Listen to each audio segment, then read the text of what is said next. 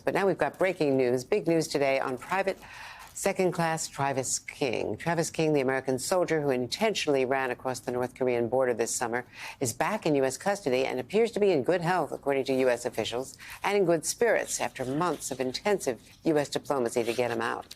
Sweden played a major role, we're told, by going into North Korea, bringing Private King across the border. Once North Korea agreed, they signaled about a month ago that they were willing to let him go. And he went across the border to China. And according to U.S. officials who spoke to us this morning, they say that China then played a big role by letting the U.S. pick him up in China so they could bring him out of China to a U.S. military base. At the time he crossed over the border, King was supposed to be headed back to Fort Bliss, Texas, following his release from prison in South Korea on an assault conviction. U.S. officials say their focus now is solely on his physical and emotional well-being and on reuniting him with his family, taking care of him and his family on that military base.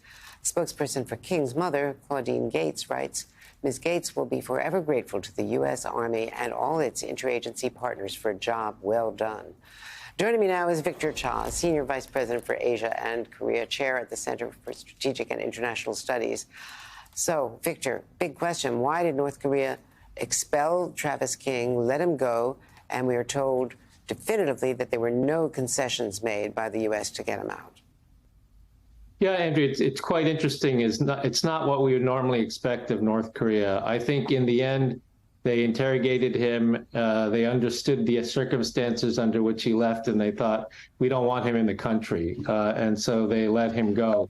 As you know, in the past, North Korea has held Americans and has really tried to extract concessions, asking former presidents actually to come and take out these Americans with big public apologies attached to them. But this time it seems like they handled it, in a very businesslike manner. And the Swedes obviously play an important role. We don't have diplomatic relations with North Korea, so Sweden is our protecting power there. And they managed to coordinate with the Chinese to get Private King over to the United States through China. Yeah, I don't know whether it was 2009 or 10, but I remember that President Clinton and Vice President Gore went to North Korea to bring out Lisa Ling, two right, Lisa Ling and Guna Lee. Yeah. Right. That's right. That's exactly right. They were taken into custody. And initially, to try to get them out in the negotiations, the United States offered for former Vice President Gore to go, who was involved with a publishing company that these two journalists were with. And the North Koreans didn't want him. They wanted the president, the former president. So President Clinton went in to get them. And then he had to take a picture with Kim Jong-il and had to have dinner with them. But in this case, the North Koreans didn't do that. I'm sure they quarantined Private King for at least a month to ensure he didn't have COVID, because they have no COVID protection in North Korea. And then they made this decision not to make it a political issue and simply to send him out of the country.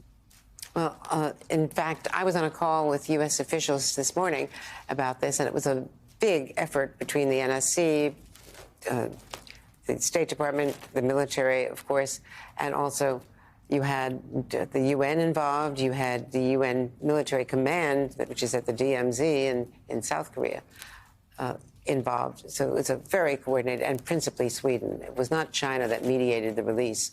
It was Sweden that went into North Korea and was talking to the North Koreans. So the previous release that we just referred to back when President Clinton went was, of course, Kim's father. Now, the younger Kim, who has been mostly active in setting off ballistic missiles and a new submarine launch and a lot of other very aggressive moves, could this release of an American soldier lead to better communication? There's been none since President Biden was elected. Yeah, it's a good question. It's difficult to say, frankly, right now, Andrea. I mean, the North Koreans are very solicitous of Putin and Russia now because of the arms deals for Ukraine. They don't appear to be at all interested in talking to the Biden administration. Nevertheless, as you said, the NSC and others were involved in this. Perhaps there is an opportunity that comes out of this for dialogue.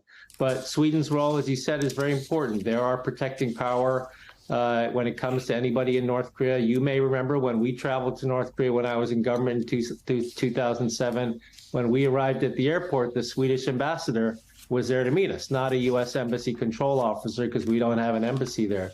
So we have to thank the Swedes for the role that they played in this, of course. And yes, in any situation like this, behind the scenes, state, NSC, USFK, United Nations Command, we're probably all working very feverishly to get Private King out.